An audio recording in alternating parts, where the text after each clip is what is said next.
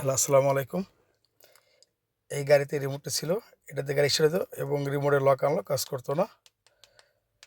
তাই আলহামদুলিল্লাহ আমরা একটা রিমোট প্রোগ্রামিং করেছি। আমাদের প্রোগ্রামিং সাকসেস হয়েছে।